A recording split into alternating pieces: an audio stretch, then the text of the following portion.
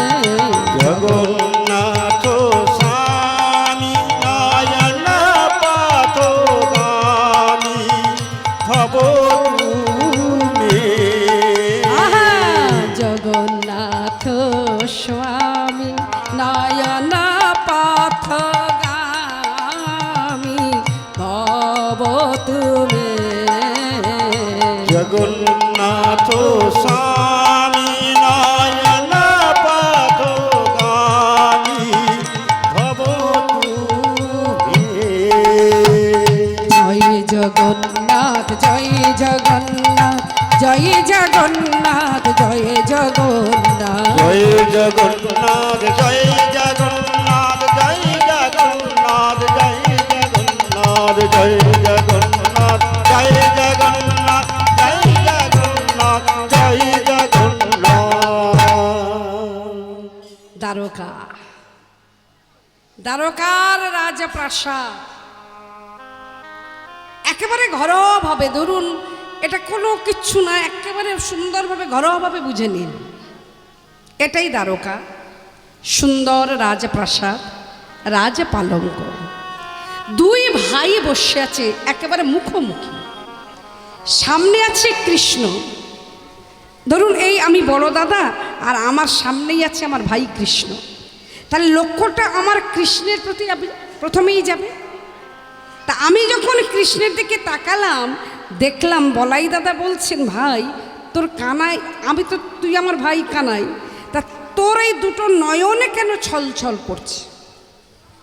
দুটো নয়ন ছলছল করছে দেখলেই মনে হয় তোকে কেউ আঘাত দিয়ে কথা বলেছে।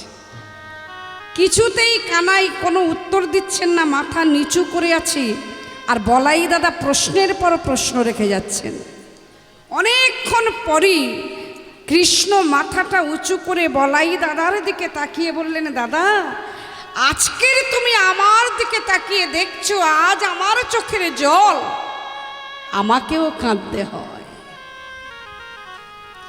ভক্ত যেমন আমাকে না পেলে কাঁদে, আমিও কিন্তু ভক্তকে না পেলে আমিও কাঁদি। ভগবানের পিতামাতা সবই তো আছেন, তবুও তিনি কত বড় আখ্যা দিয়ে গেছেন আমাদের, ভক্ত আমার মাতা পিতা, ভক্ত আমার গুরু, ভক্তই নাম রেখেছে মোর বাঞ্ছা কল্পতরু। ভাবা যায় মা? আজকের কৃষ্ণ বলরামের কাছে বলছে, দাদা অহংকার, আমি এ জগতে সব সইতে পারি, আজও পারলাম না কারোর অহংকার সহ্য করতে। আপনারা নিশ্চয়ই জানেন ভগবান কৃষ্ণের পুত্র শাম্বের অহংকার কত বড় অহংকারী দাদা। হরে কৃষ্ণ। মায়ের উলুধ্বনি দিয়ে নিতাই গৌর প্রেমানন্দে হরি বল হরি বল।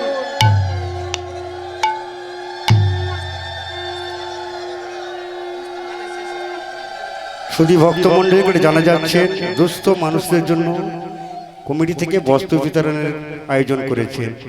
যারা দুস্থ মানুষ অফিসে যোগাযোগ করবে, তাদের বস্ত্র বিতরণ করা হবে। নামের শেষে বস্ত্র বিতরণ করা হবে। সুন্দর সুন্দর, আমি ধন্য হলাম, আমার জীবন ধন্য হলো।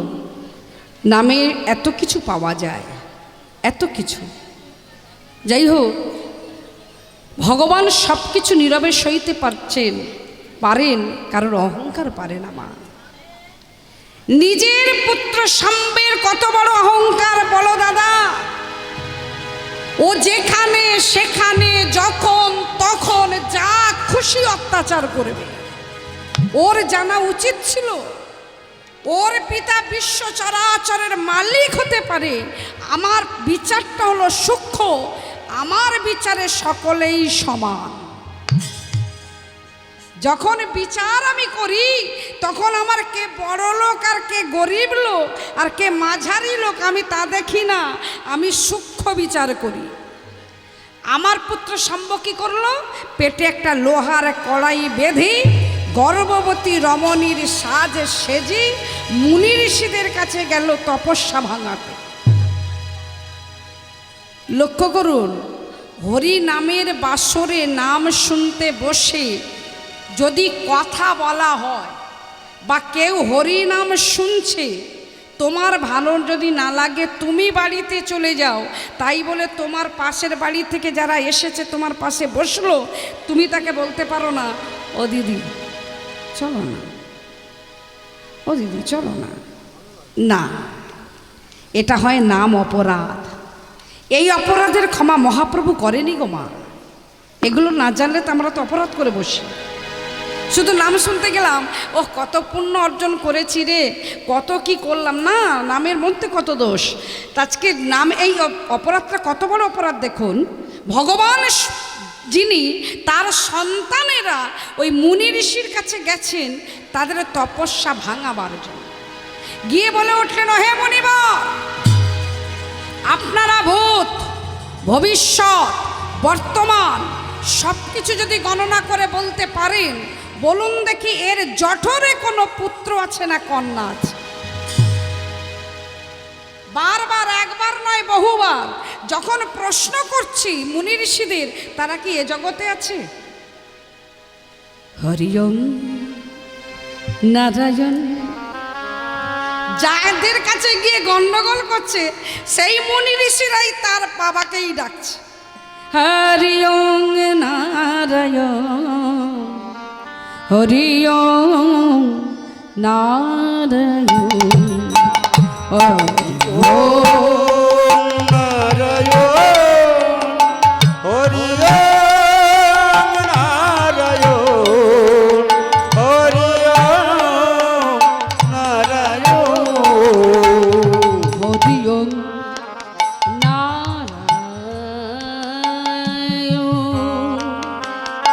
হরি ওম নারায়ণ, হরি ওম নারায়ণ। ওম